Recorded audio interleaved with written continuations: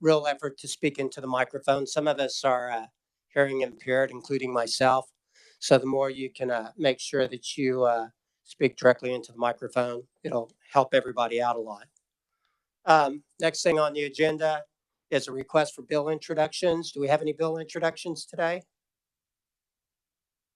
All right, if I don't see anybody in the audience having one, I do have one. This introduction is on behalf of Representative Adam Smith, and it's a bill that will improve the consistency between a farm learning permit and the regular learner's permit for driving.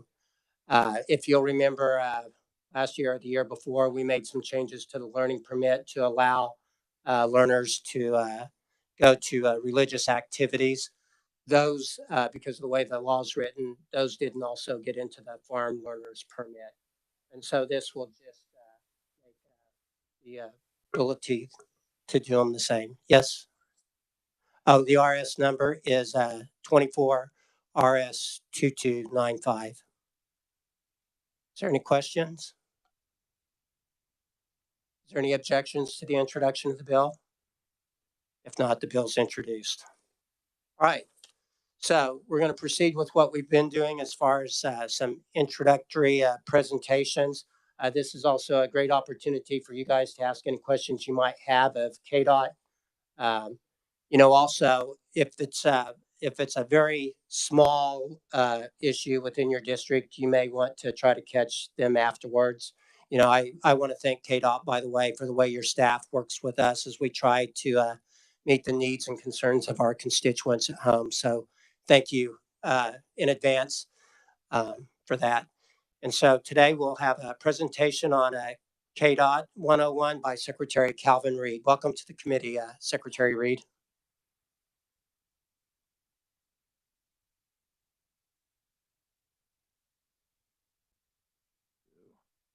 Yep. Does the mic work? Good. And by the way, they're telling me that the presentation is on the S drive if you want to try to access that. Sorry to interrupt. Go ahead. That's fine. All right. Thank you.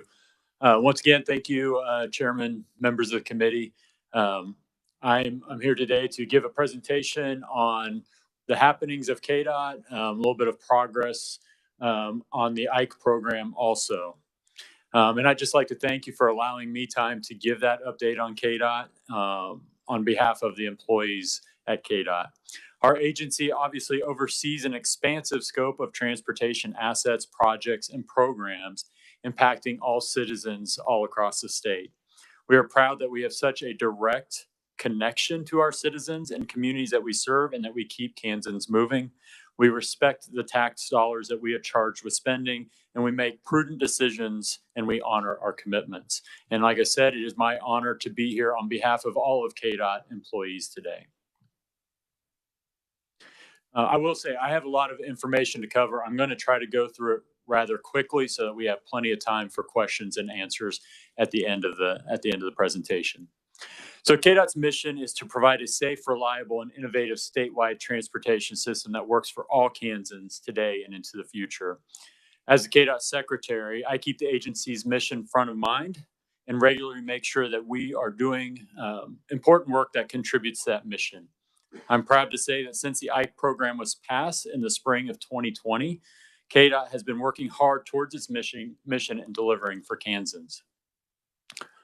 Often during these presentations, I focus on the projects and programs that we deliver as an agency, and I will certainly be doing that today also. But I wanted to be sure to highlight our people and how proud I am of what they do. The reason we are successful is the men and women who wake up every day and come to work at KDOT. We have nearly 2,200 employees who live and work all across the state. At this time, I'd like to take a moment to thank the KDOT staff who were able to quickly get roads open after the statewide snowstorm last week. I've heard several stories of exemplary public service out of the storm, including a crew that cleared a path for an emergency room transfer from Logan County to Hayes Hospital. Things like that are obviously a part of what we do, but they go above and beyond what we're asked to do on a daily basis. And I'd just like to thank all of our staff for being there to support our citizens during those large events like that. I should also note that these same employees that have worked that storm last week have been out working the storm this week and dealing with the really cold temperatures that we've had for the last 3 or 4 days. So once again, I'd just like to thank them for all that they're doing.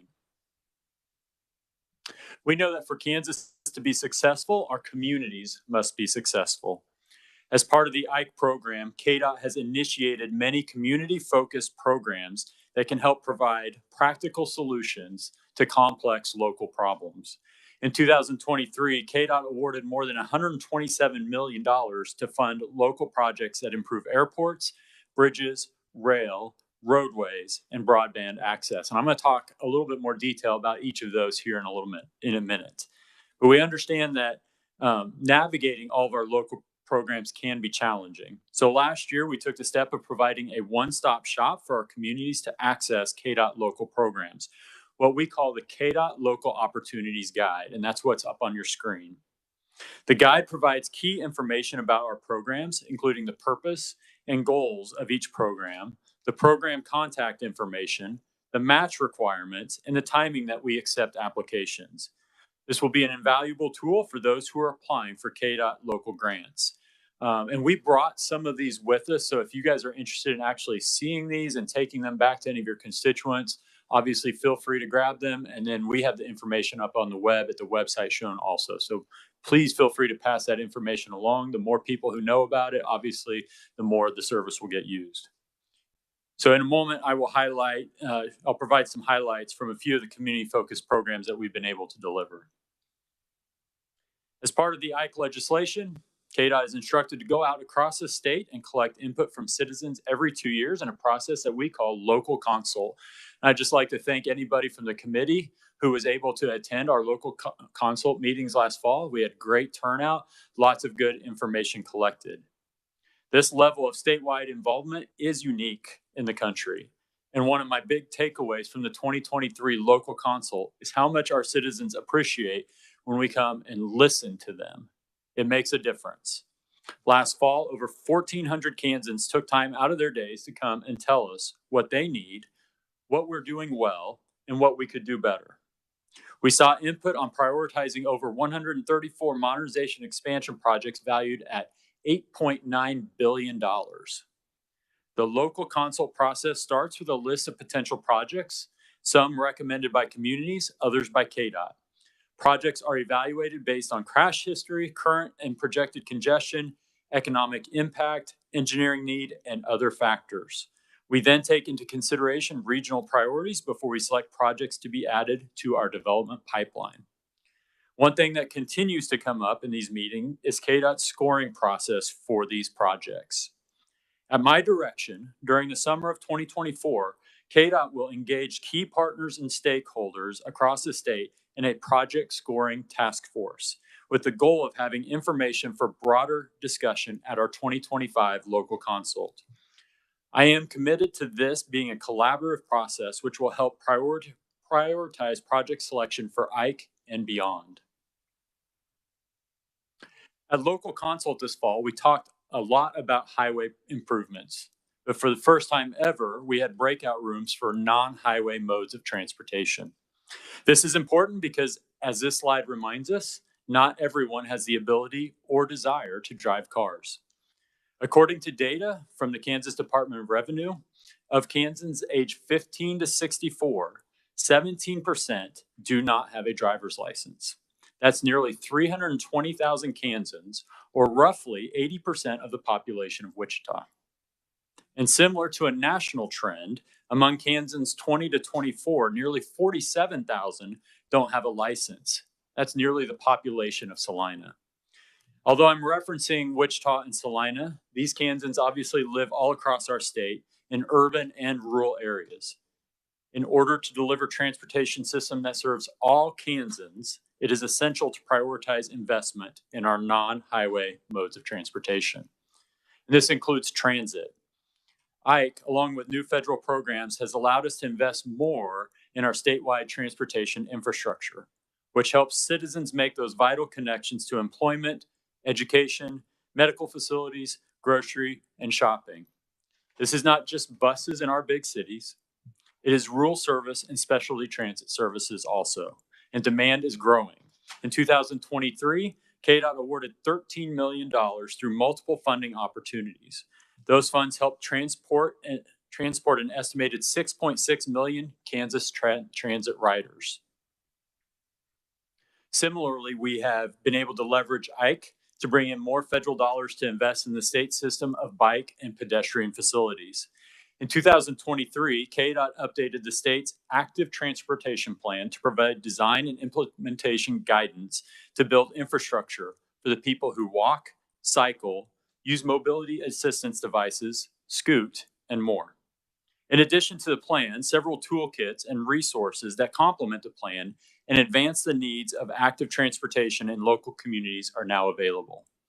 Since IKE was initiated, we have invested $28 million in sidewalks, trails, and paths all across the state.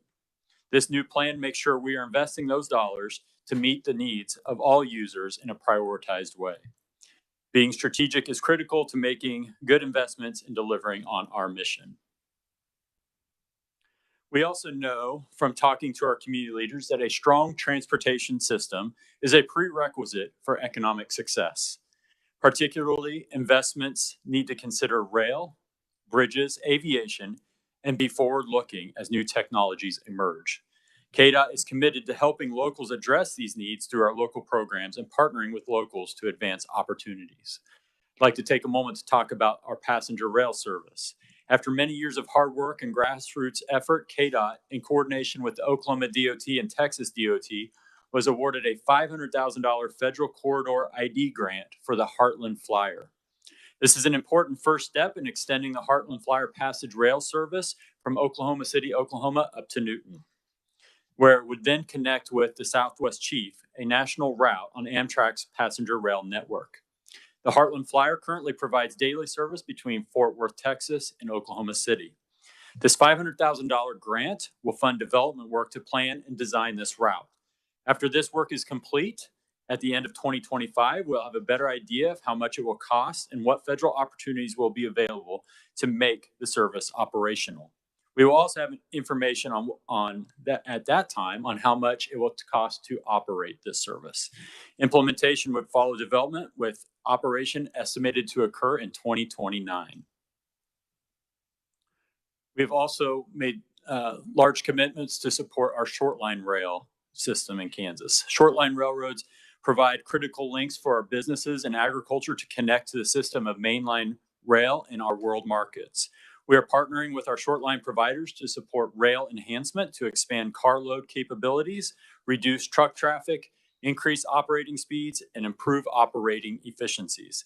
In 2023, KDOT invested $11 million in 9 projects across the state, making the improvements to rail facilities as well as shipping and supply facilities.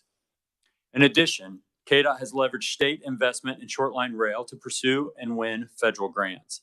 In October, 2 short-line railroad companies in Kansas were awarded a combined $47 million as part of the Federal Bipartisan Infrastructure Law grant for Consolidated Rail Infrastructure and Safety Improvements, or CRISI.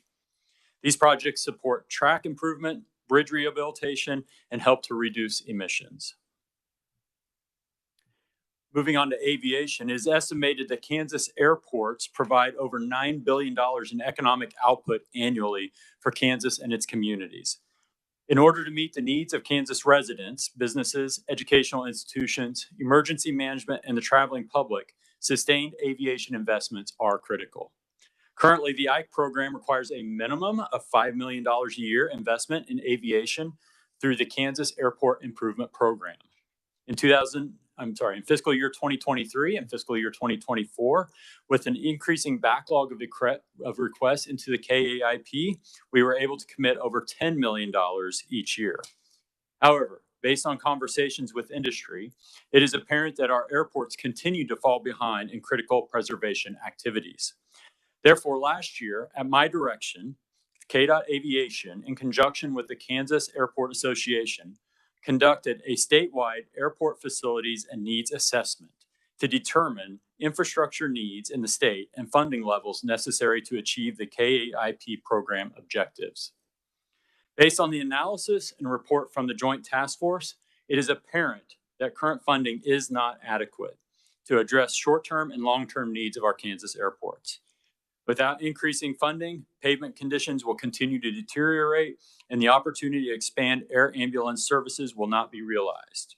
We and our aviation partners look forward to working with the legislature to provide additional airport funding to continue to support this critical part of our transportation system. Similarly, bridges have become an emerging need across the state, especially in the rural parts of Kansas. Although the county roads these bridges are on often carry less traffic than state highways, they are obviously critical to getting crops out of the field and to the local elevators. In Kansas, we have more bridges per capita than any other state, with the majority, nearly 80%, of bridges owned by our counties. And over 12,000 of our bridges are currently more than 50 years old. Because of continued support for the IKE program and its inherent flexibility, we have been able to continue to work on the backlog of aging bridges. In 2023, we committed $43 million in state funds to help 35 local bridge projects and have invested nearly $100 million in local bridges since the IKE program began. Through two local bridge programs, the Off-System Bridge Program and the Kansas Local Bridge Improvement Program. Additionally, we continue to invest in our state system bridges. $130 million in bridge repair and replacement projects for fiscal year 23 to try to keep the number of bridges in poor condition low. These investments enable safe and efficient movement of people and products that power our economy. As part of the new bipartisan infrastructure law, Congress approved what they call the National Electric Vehicle Infrastructure Program, or NEVI for short. We project Kansas will benefit from an estimated $40 million investment in charging infrastructure over the next 5 years. Beyond the almost $40 million formula funds, the law authorized an additional $2.5 billion in discretionary grant programs. To access the money, states were required to develop a plan of how to spend NEVI funds to improve charging infrastructure. KDOT was one of the first states in the nation to have its NEVI plan approved by the FHWA. As part of the development process, KDOT hosted a statewide telephone town hall for Kansans to learn more about EV charging and share their priorities. Over 1,000 Kansans joined the town hall to give us feedback. Earlier this month, KDOT announced the first awards totaling more than $4.6 million to build out the state's designated alternative fuel corridors. These projects will be complete by the summer of 2025. Though EVs still present a small percentage of the overall number of vehicles registered in Kansas, in 2021, only about 0.13% of all passenger vehicles in Kansas were electric vehicles. EV adoption in a large state such as Kansas and building out this charging infrastructure will take time. Increased EV use is coming, and we are preparing for it.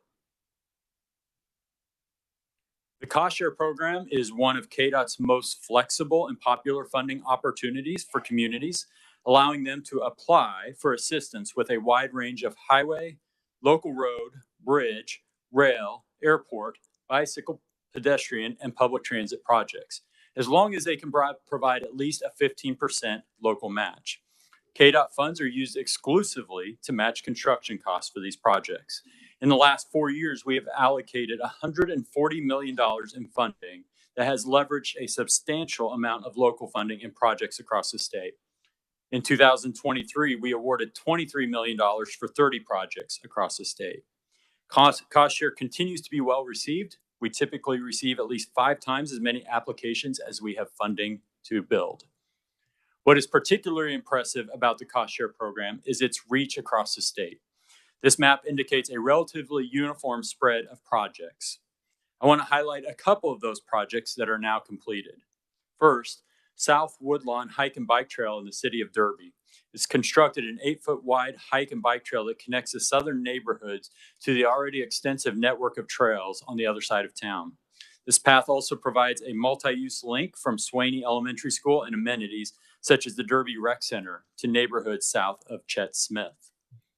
Second, in the city of Peabody, improvements have been made to the streets, curb and gutter in front of both the elementary school and the high school, middle school.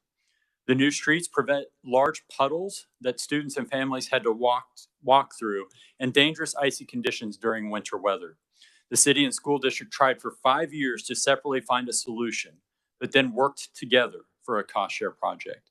The thing to point out about both of these projects is that they are both, in the grand scheme of things, pretty low cost projects, a couple $100,000, but they are meaningful, large impacts to these communities. That's where the value of cost share is, that we are really leveraging what the communities need and getting them to the finish line.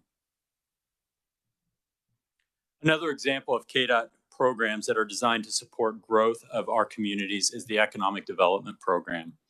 This program helps fund transportation improvements that will recruit new businesses and encourage growth of existing businesses.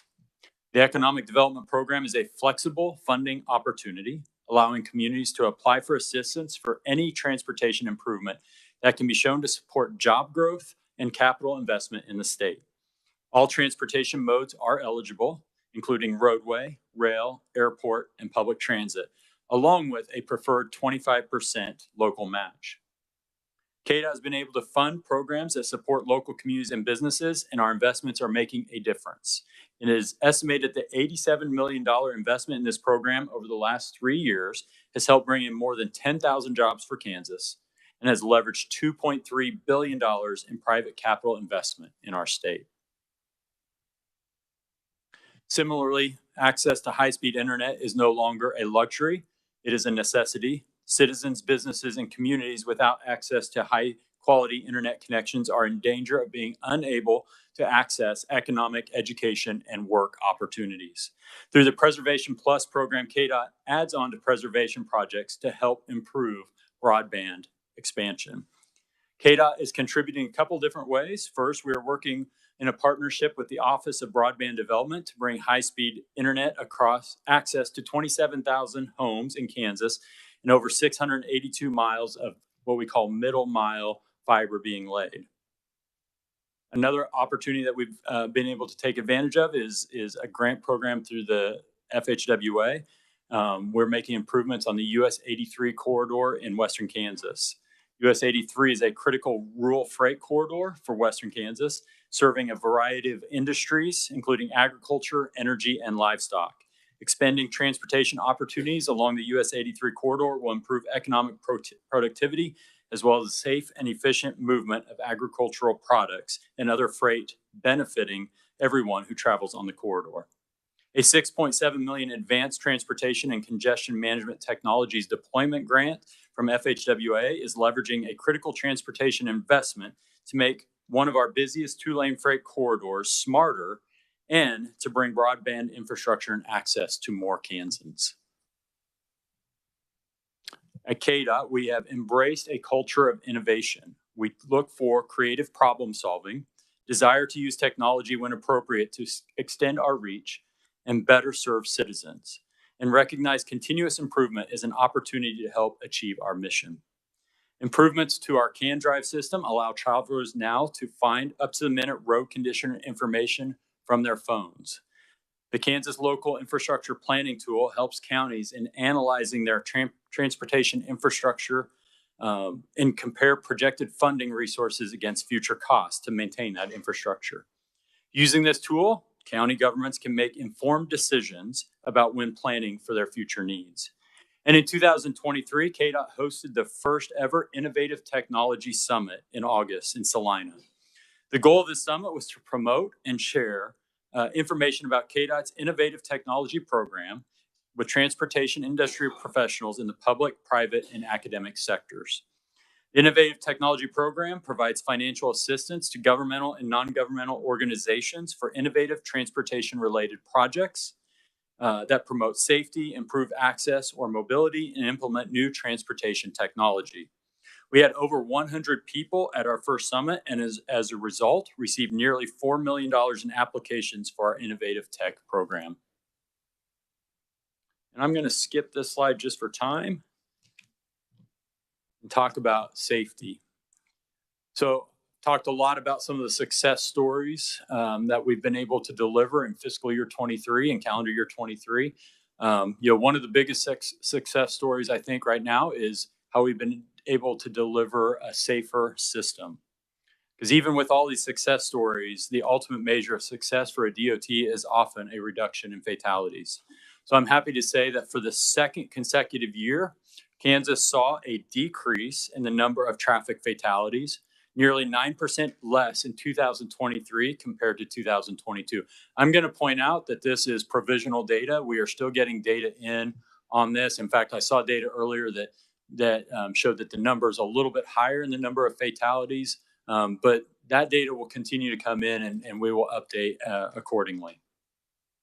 But the reduction in fatalities is due in large part to efforts at KDOT and with our partners. From media campaigns designed to promote good driving behaviors, bringing together partners to establish the Drive to Zero Coalition. And I'd just like to thank Senator Francis for being an active member of that coalition, and KDOT's safety corridor pilot programs. All these practical improvements are based on data-driven decision-making.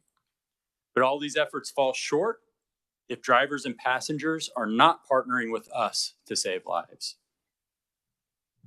So, in a rare moment under the Kansas State House dome, I would like to take a moment to thank Missouri.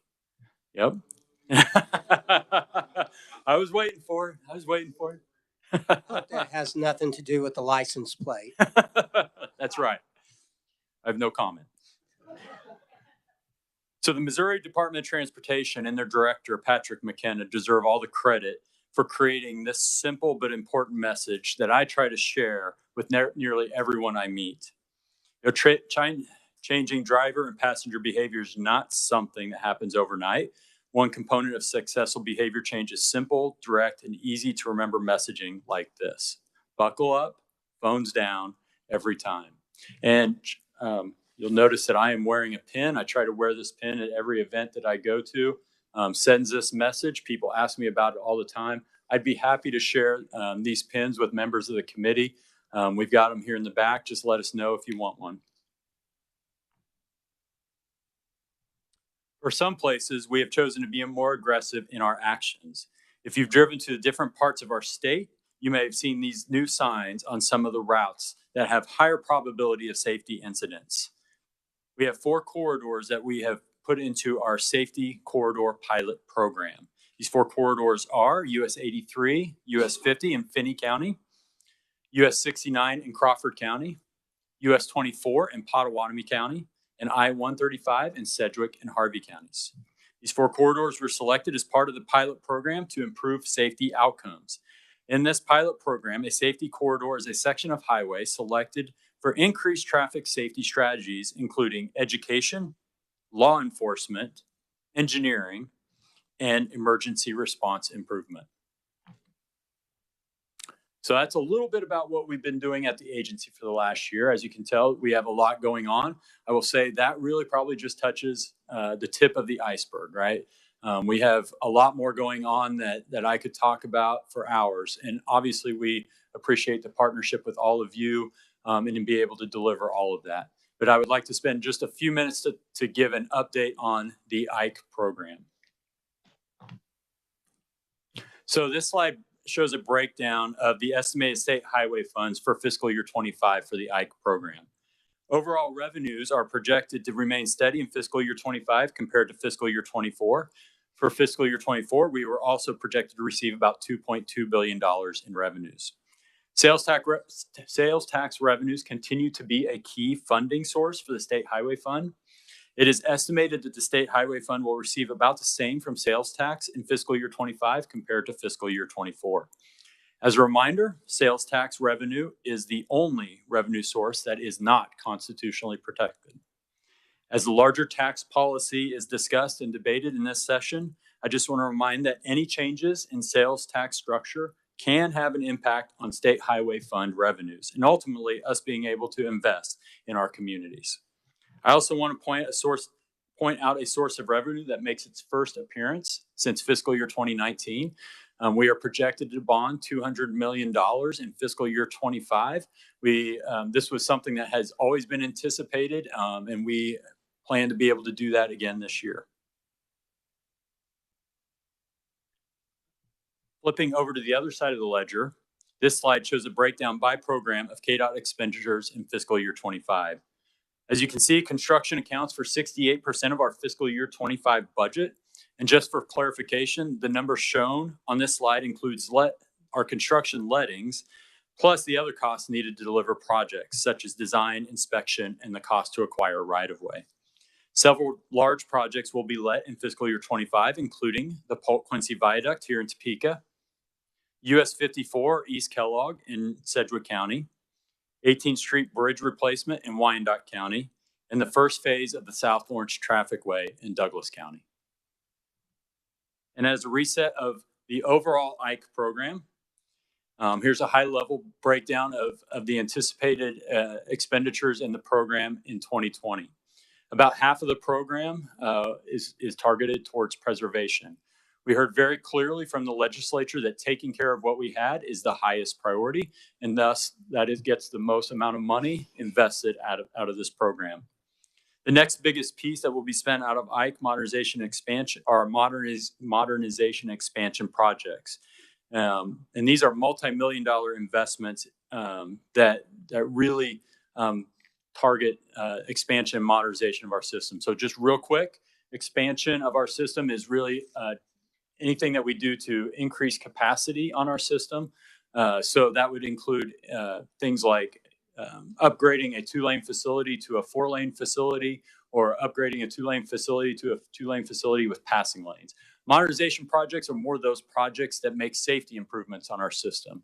So we would think about things like improving geometry, reducing curves, improving sight distance. We would be adding shoulders to some of our 2-lane facilities also. So that's the difference between our modernization and expansion projects. So obviously in the legislation, there are some very key legislative priorities. I just want to let you all know that we are tracking these priorities and we are on target to deliver. The first priority was to deliver at least one phase of the remaining T-Works projects, and we were able to do that 6 months ahead of our deadline. What that allowed us to do then was to start delivering our IKE modernization expansion projects. The IKE legislation requires that KDOT establish a minimum 10-year investment in each of the 6 districts. The IKE legislation also requires that KDOT invest at least 40% of the 10-year investment by the midpoint of the program in 2025. Based on what we have already let to construction and what we have committed to be let by the end of fiscal year 25, KDOT has already met the mid-program target in 2 of our districts and is estimated to meet the target in the remaining 4 districts. The IKE program legislation does not specify minimum regional investment in highway preservation. However, shortly after the program was passed, KDOT calculated and published anticipated 10-year investments in each of the 6 districts. At 3.5 years into the 10-year program, we are at or above anticipated investments in all 6 of our regions. And what that equates to is that for the first 3.5 years of the program, we have under construction or are about to have under construction over $2 billion in preservation projects, which amounts to about 250 bridges and 5,200 miles of roadway being improved. In addition, we have already identified another $1 billion in preservation projects to be added to our preservation pipeline. In September, we announced $350 million in modernization and expansion projects to be added to our construction pipeline. As a reminder, the construction pipeline are projects that we have committed to construct because plans have been developed to a point that they can be constructed. We have identified funding, and they are still considered local priorities. This brings that amount that we have committed to the construction pipeline to about $2 billion over the course of the program so far. In addition, we have another $1.2 billion of projects that are currently in the design phase, or what we call our development pipeline. And don't forget the $8.9 billion of projects that I mentioned earlier that we took to local consult this year. There is still a lot of need out there. So finally, as we look forward to IKE continuing to work for Kansans, it's critical that we identify and be prepared to respond to challenges and opportunities in a dynamic industry.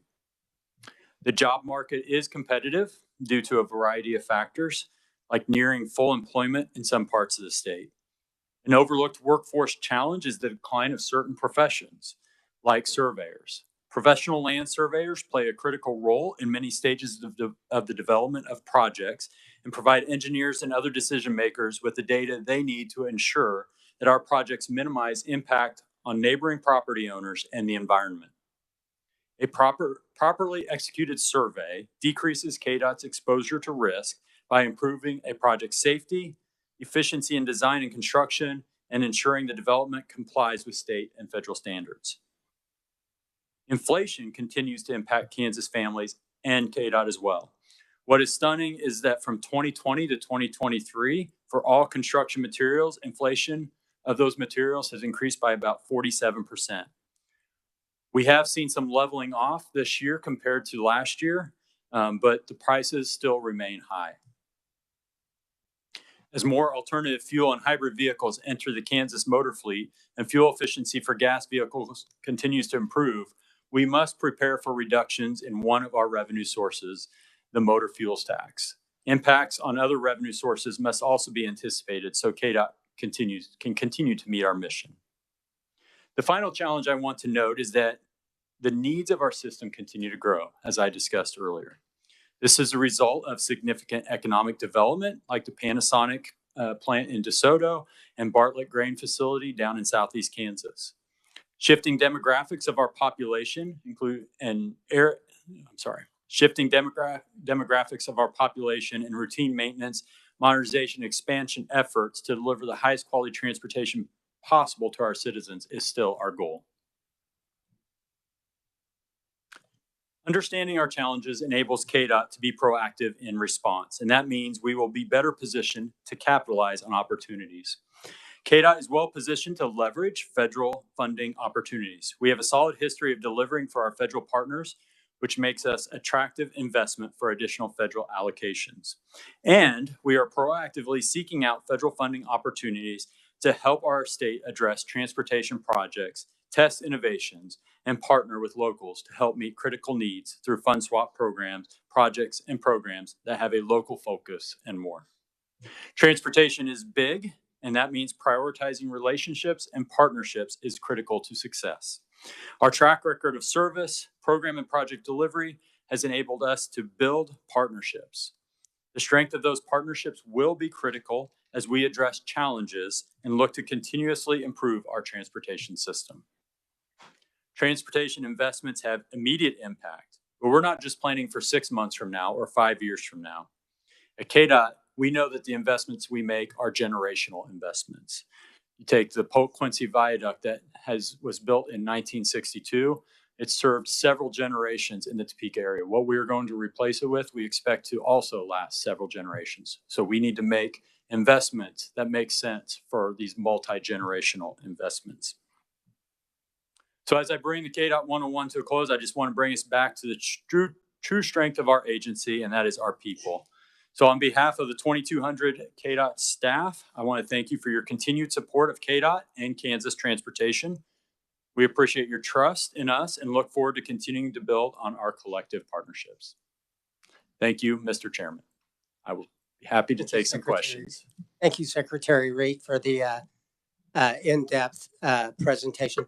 And before we start our version of the Hunger Games here, I was wondering if you would like to introduce your staff that's here. I know you can be a very difficult guy to get a hold of, and sometimes you hand some of these things off to some of the members in the audience that are with you. So would you? Yeah, I would be happy to introduce, put some faces with names here. So right here behind me, many of you probably know Joel Skelly, who is our policy director, and Catherine Magana, who has started this recent year. She is working with Joel. To my right here, Greg Schieber is our state transportation engineer and deputy secretary of transportation.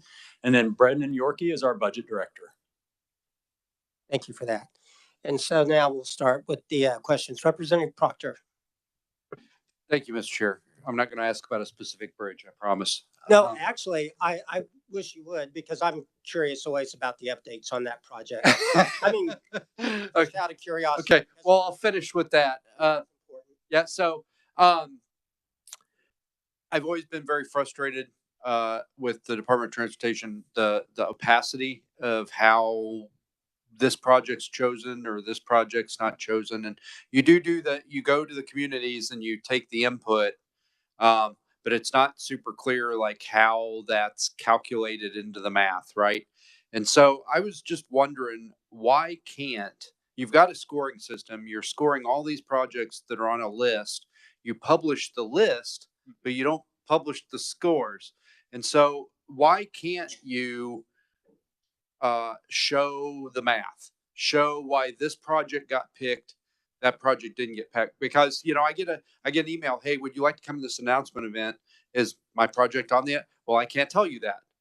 And if I knew where we fell in the scoring, I'd at least have an idea if I'm even close to getting the Centennial Bridge done. So if you could just explain to me why we can't share the scores and show communities, hey, you didn't get this because you have to have this critical other piece of infrastructure, or you don't have the rooftops in that area or whatever. I appreciate the question. It's a tough question to answer, to be quite frank, because all of our different programs, we have kind of different scoring systems for each one, because each one of them has different values, different goals that it's trying to achieve.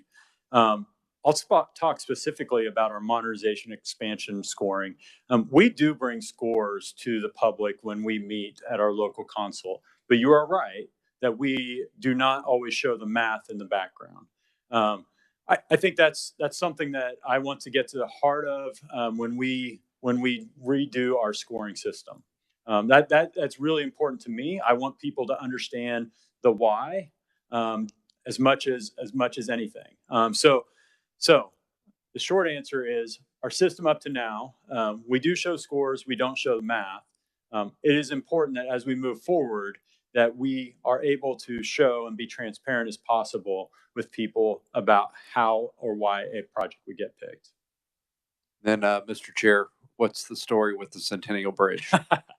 Appreciate that. I actually expected that question, so I got an update on the walk over here. Imagine why you would expect to hear that question. Hey, Mr. Secretary, by the way, whenever we visit, probably after I get done with Highway 54, that's probably the question that I ask about after that, isn't it? Yeah, that's right. Well, the Centennial Bridge is obviously a major project for us. It's currently in our development pipeline. It has not been selected for construction pipeline. Main reason it has not been selected for the construction pipeline yet is because it is still at a point that we are developing on it. We have not acquired right of way for it yet. We are still working on the partnership with the Missouri Department of Transportation. We have a cost share agreement on that bridge that we have to work through. So there are still a couple of moving pieces in place. But I will tell you, it is a priority, mostly because of the condition of that bridge. We understand that, besides the functional issues with that bridge, the long-term condition of that bridge will drive the decision on it. Thank you, Mr. Chair, for indulging me. Oh, no problem. All right. Next on the list is Representative Delpertang. Thank you, Mr. Chair. Actually, I have two questions, if you'll let me indulge there. But on the slide where you talk about the Heartland Flyer, Yes, I'm aware of the $500,000 federal award, but do we have any numbers in mind of how much it's actually going to take to repair the section of the track or whatever we're going to do for rerouting or what have you? Will it ever happen? I mean, it's one thing to get an award to study it, but is it realistic? well, I appreciate the question, and it's really a question that we've been asked a lot recently. What I would say is, yes, it is realistic. We don't know yet the cost, right? That's really what this next step is going to do, is to help identify what the cost to get it operational. So any kind of improvements to the track. We also will need to partner with one of our Class 1 railroads to use their system for this. So there's a lot of things that have to happen really before this thing becomes operational. Now, it is realistic because we wouldn't have been awarded this grant if it was not realistic. So I am optimistic that it will become operational, but we will have to have a conversation about costs and then long-term operational costs and what it will cost the citizens of the state of Kansas for this service. We don't know that yet. Probably next session or the session after, we'll be able to provide a lot better information. All right, fair answer. Question number 2, if I may. When we were talking about improving access to the fast charging stations, let's see, do we know what is needed from the perspective of, I've been reading on it. I think the current fast charging standard is 330 volts, something in that area. And now they're going to be kicking them up to like 880 to 900 volt range. Are we going in with which one are we going in with? Do we know which one? And is there going to be another change to the standard as we start deploying these things to get them up even higher for faster charging? I really am not the right person to answer your first question. So we will get information for you on that as far as what types of facilities or what are the criteria of the facilities that we would be constructing here. As far as your second question, I think that's just a reality, right? Of any emerging technology like this, there is going to be changes. What we would hope is that changes in standards don't require wholesale changes of our entire system, that these investments can be long-term. But I can tell you honestly, I don't know that that's going to be true. Yeah, and I would just appreciate a follow-up. I hate seeing us invest multi-millions only to have the technology standards change and we've got to pull it all out and do it again. So I appreciate it. Yep. Thank you, Mr. Chair. I just like to tag on to that while we're on this subject. This is a federal grant. I understand that's somewhat of a pass-through. What is the cost share requirements on the part of the businesses where these are located? And then what is the percentage of state match to get this grant? Yeah, this question was asked this morning in the Senate Transportation Committee also. I don't know the answer to that question yet. We are researching for them. We'll also get the information for you. All right. Next on the list is Representative Hoheisel. Thank you, Mr. Chairman, and thank you, Secretary Reed, for being here today. I echo your comments about our fine KDOT employees and their hard work out there keeping us safe. In 2020, we passed the Ike plan, and we included in there a road usage charge study. Mm-hmm. What is the status of that study? So we are in year 3 of the 3-year road usage charge study. Actually, Joel Skelly is probably the best person to discuss it. But really, after this year, we will have completed the study and really be ready to have active conversations about what the next step, what the feasibility of a road usage study is, and what the long-term costs and benefits of a road usage study. So right now we are finalizing it. I think right now, Joel, correct me if I'm wrong, but we're expecting to have it done later this summer or early fall, right? Thank you. Thank you, Mr. Chairman. Representative Collins.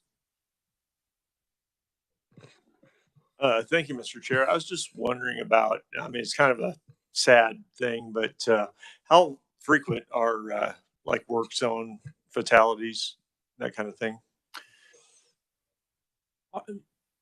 It's a tough question to answer, and I appreciate you asking that question. What I'd say is too often. I don't have the exact numbers right now because we're still compiling the data from last year, how many work zone fatalities we had. But I do know of at least a couple in our state last year, and they're always tragic. I think it's important. What's really important to get out of that is what can we do differently in our work zones to help alert people so that we have fewer of those work zone fatalities. Okay, thank you. And you do a good job as far as like public service announcements and things. I really think that's good. Reminds people to slow down, keep an eye out. Thank you. Thank you, Mr. Chair. Appreciate that feedback. Representative Goddard.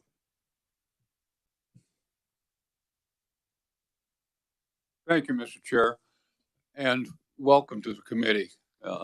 Representative. I have 2 questions, basically. Number one, I'm really pleased to see that there's a recognition that as we get into this EV world, that our motor fuel taxes are going to start declining.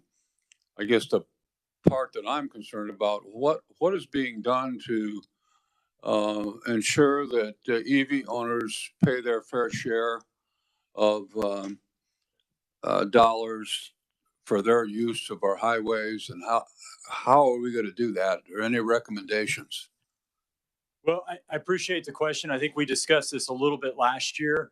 I think the idea is that when we start having those policy discussions, I would like to be able to provide information to you all to help inform the decisions, because these are really legislated decisions that we're talking about here.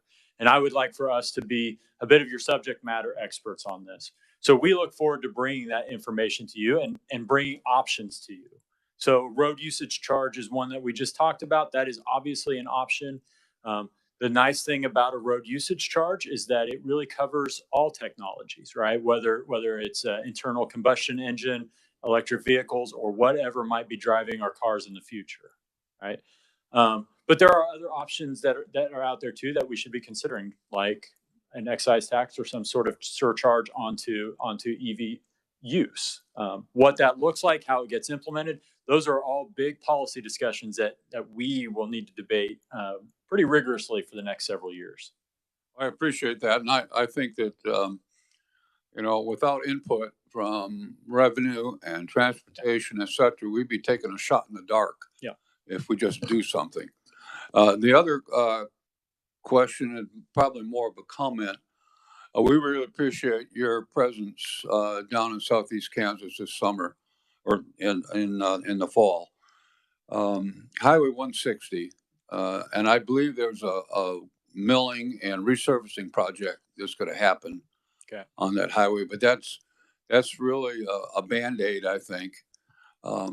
In those projects where there are steep drop-offs, it doesn't matter if it's 160 or Highway 99 or any other highway, is there a part of that project that eliminates those drop-offs, even though you can't put a shoulder on the road because of the grade? Yeah, I'll speak to that, and I don't want to get too far ahead of our designers and our real technical experts on this, but what I'll say is corridors like 160, and I did really appreciate the driving tour that I was able to take with you and others down on 160. It helped open my eyes as a reminder of what that route looks like, how narrow it really has become as we have built up layers. Because of narrow right-of-way on roads like that, there's just not a lot of options for us to be able to add shoulders and continue to have ditches that flow without impacting the neighboring landowners. So really to make the real improvements we need to make there, and this is not a 160, there's many of these across the state. It's a matter of prioritizing and understanding how we can do it as practically as possible. Right. But in order to make those improvements, it would require some right of way.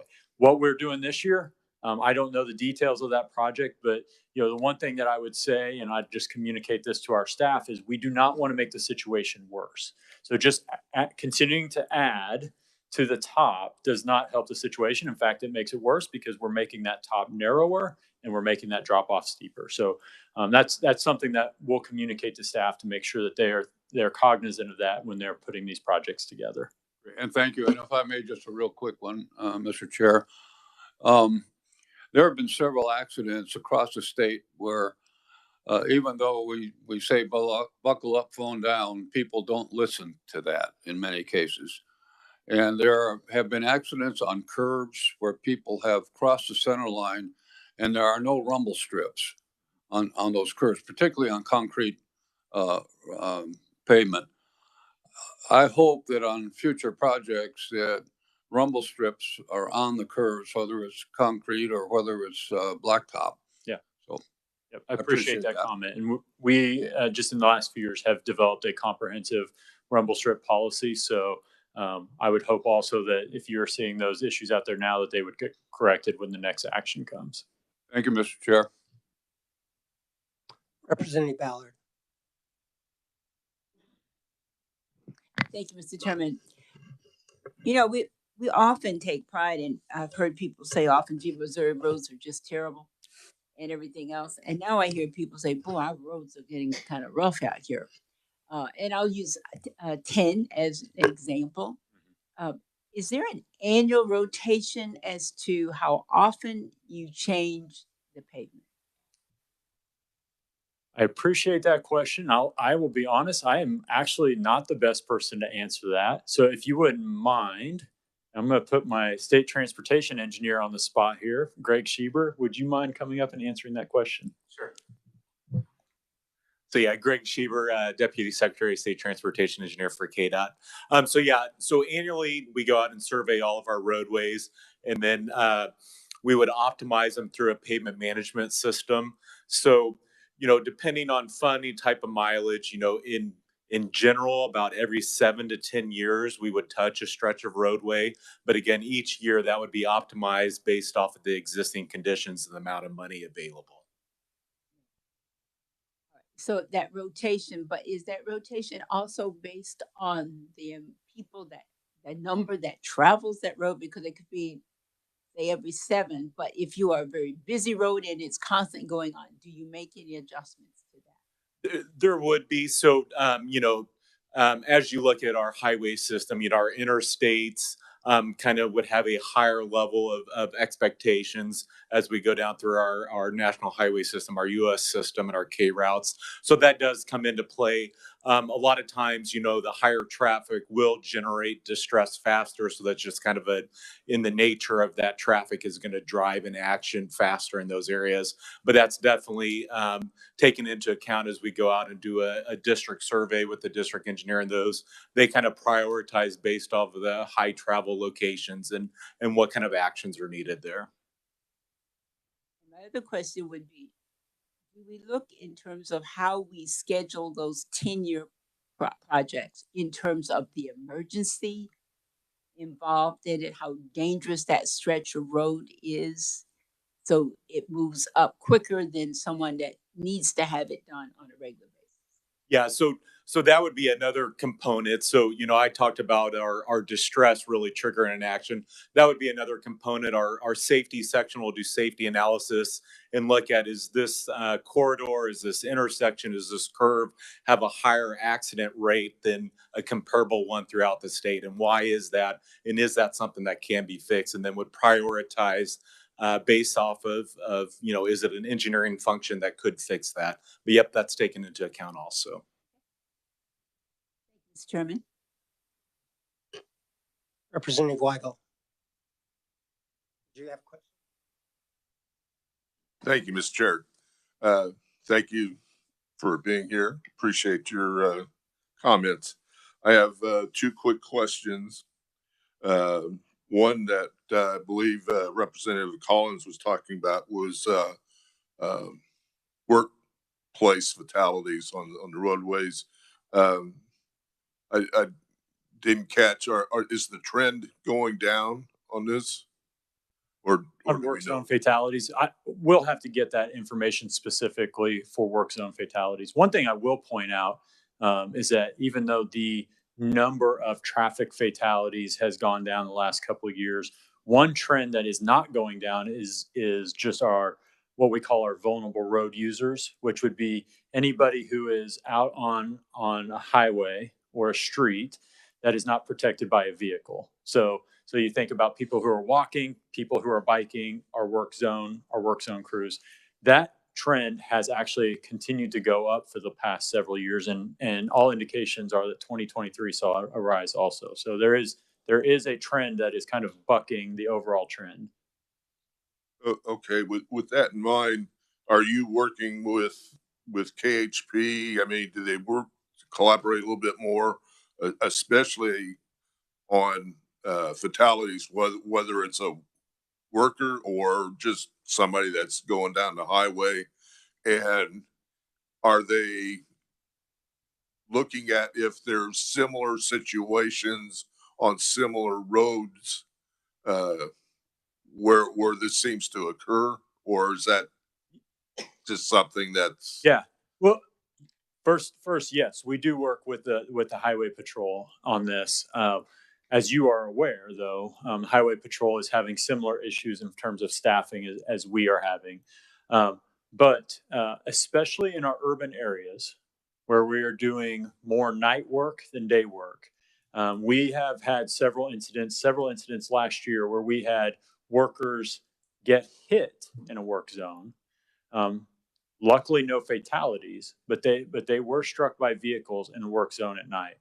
And obviously, one way to help curb that is to have additional enforcement in the evening. So we have been communicating with the Highway Patrol when we have these work zones going on in the evening, overnight, if they could patrol them more frequently to control speeds and to control behaviors in those work zones. I will say it's a particular issue in Missouri, and this is not a political, or I'm sorry, in Kansas City. It's not a political comment, but I think there's a reality that the decisions in Missouri to pass laws for marijuana are having impacts on Kansas and Kansas driving behaviors also, especially in those work zones at night. So we are trying to understand those better and deal with those also.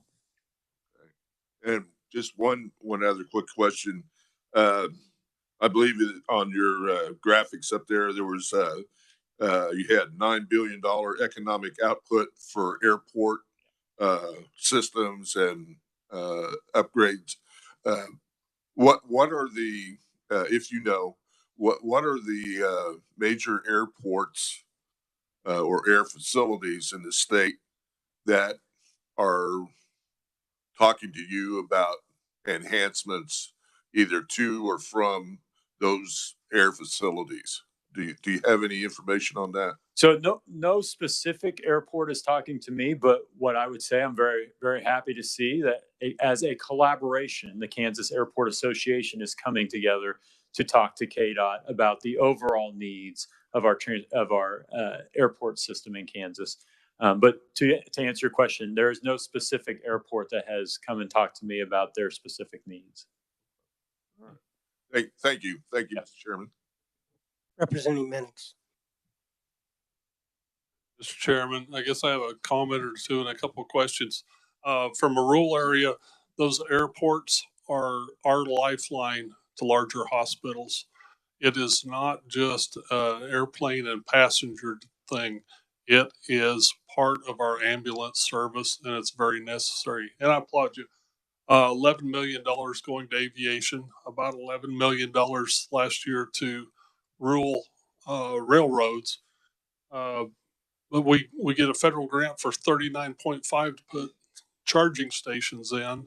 If I think of the number of EV vehicles in the state of Kansas, it's around 1 or 2% at this time as far as registrations.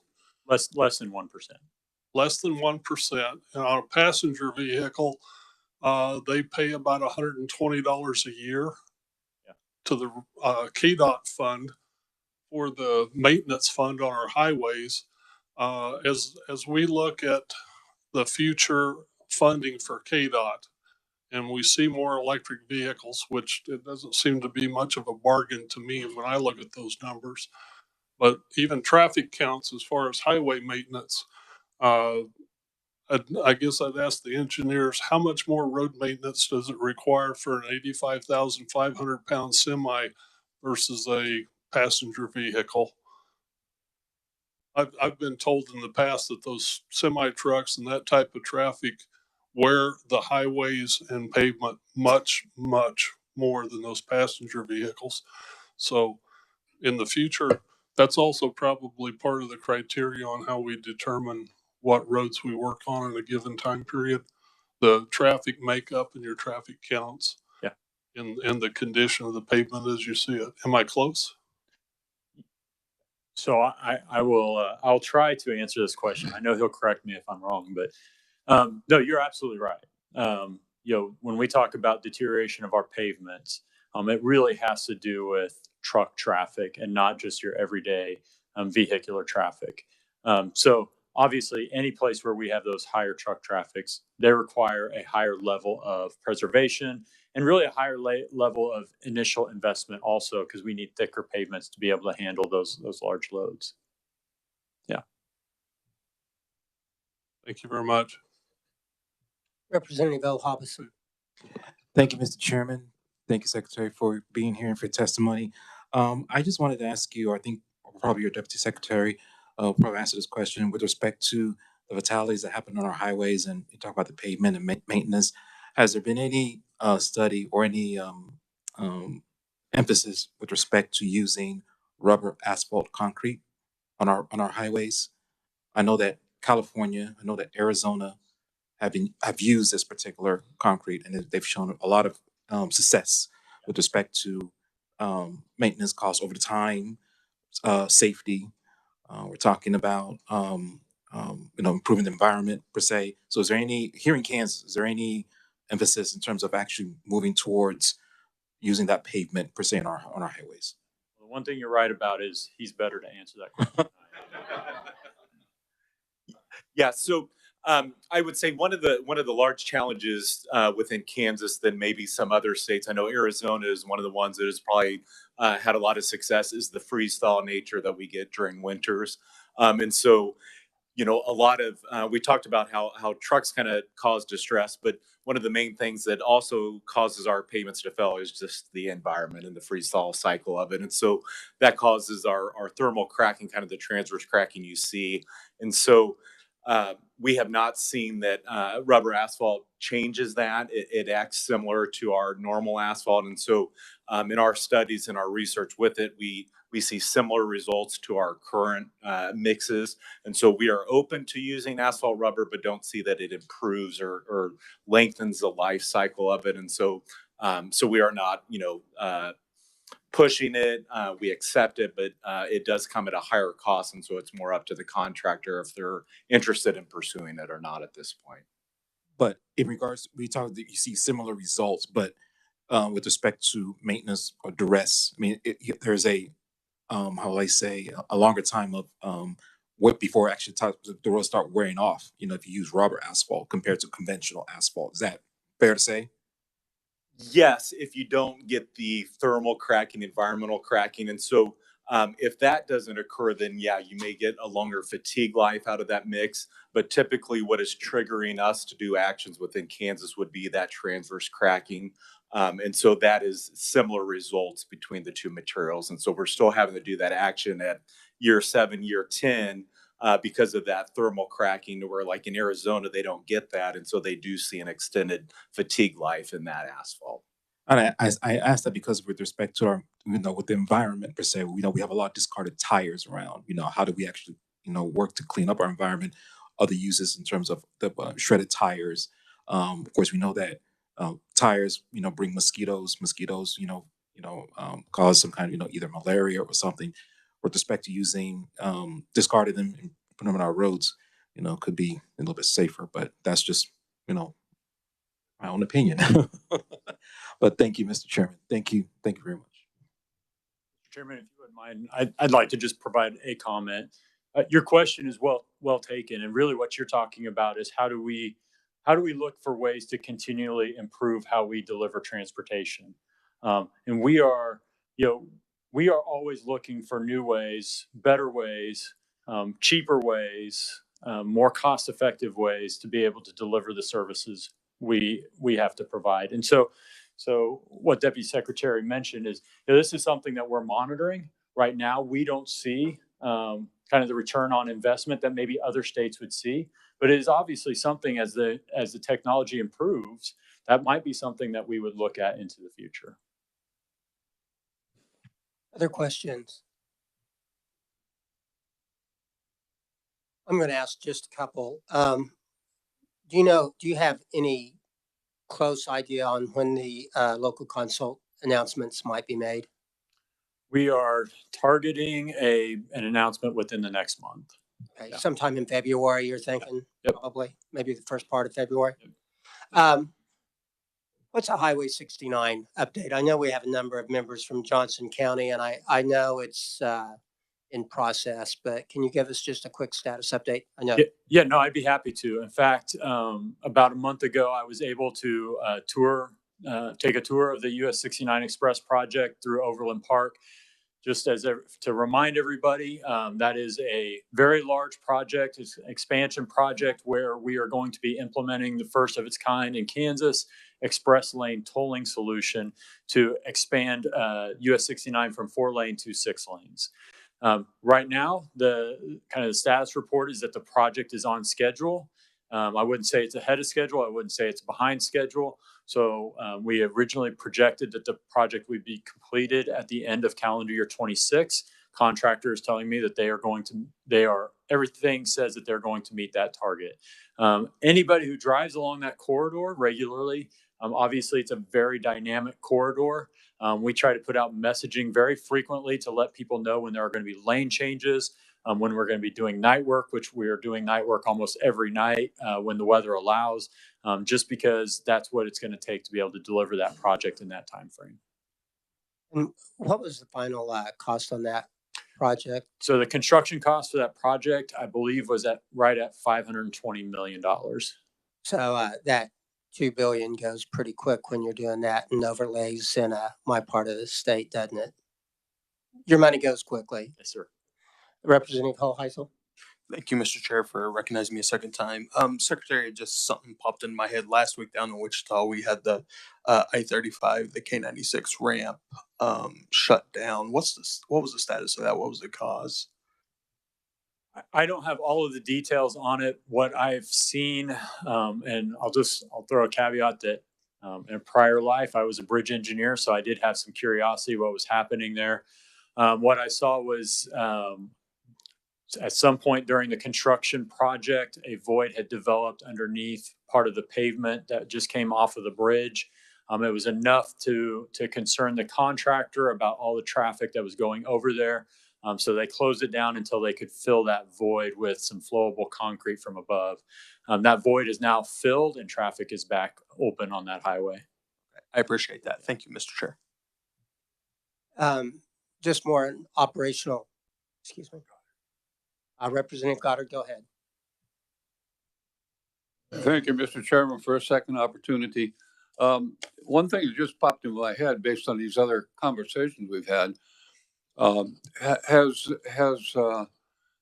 autonomous driving, autonomous vehicles entered into the picture in terms of highway marking, signage, signals, and all this kind of thing? Can you tell us where we stand on those issues? Yeah. So when we talk about autonomous vehicles and autonomous driving, there are many different levels of it. So I think probably what you're referring to is kind of semi-autonomous driving, which anybody who drives a newer model vehicle now has the technology on their vehicle to be able to sense lane lines, be able to sense a vehicle in front of them. All of those lend themselves to a smarter vehicle, essentially.